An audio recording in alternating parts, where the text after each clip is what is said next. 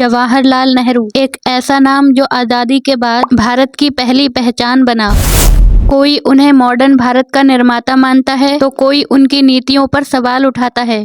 आज के इस वीडियो में हम बात करेंगे जवाहरलाल नेहरू के जीवन, उनका राजनीतिक सफर, उनकी उपलब्धियां और उन पर लगे विवादों का ऐतिहासिक सच। बचपन और शिक्षा।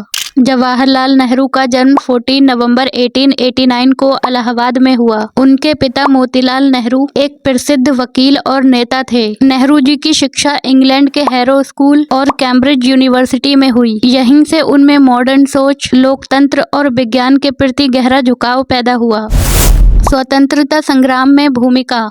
नेहरू जी महात्मा गांधी से प्रभावित होकर स्वतंत्रता आंदोलन में शामिल हुए। उन्होंने असहयोग आंदोलन, नमक सत्याग्रह और भारत छोड़ो आंदोलन में अहम भूमिका निभाई। इस दौरान उन्हें कई बार जेल जाना पड़ा, जहां उन्होंने डिस्कवरी ऑफ इंडिया जैसे ग्रंथ लिखे। प्रधानमंत्री बनना।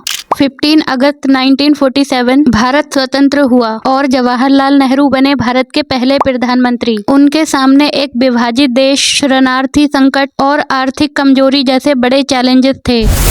नेहरू के कार्य और उपलब्धियां।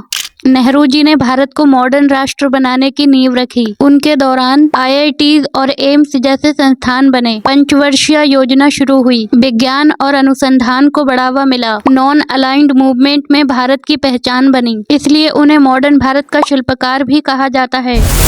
विवाद और आलोचना। लेकिन नेहरू जी का दौर सिर्फ उपलब्धि का ही नहीं था, बल्कि उन पर आलोचना भी हुई। कश्मीर मुद्दे को UN ले जाने पर, 1962 के चाइना युद्ध पर और आर्थिक नीतियों पर। कई इतिहासकार मानते हैं कि उनकी कुछ नीतियां लंबी अवधि में विवाद का विषय बनी।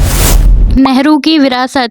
जवाहरलाल नेहरू का निधन 27 मई 1964 को हुआ। आज भी भारत की राजनीति, शिक्षा और विदेश नीति पर उनका प्रभाव देखा जाता है। वो एक ऐसे नेता थे जिन्हें समझने के लिए सिर्फ तारीफ या निंदा नहीं, बल्कि ऐतिहासिक नजरिए की जरूरत है। नेहरू जी एक व्यक्ति नहीं, बल्कि एक युग थे।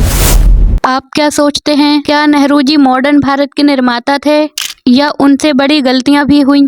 कमेंट में अपनी राय जरूर बताएं और ऐसे ही और ऐतिहासिक वीडियोस के लिए सब्सक्राइब करें इतिहास काल। धन्यवाद।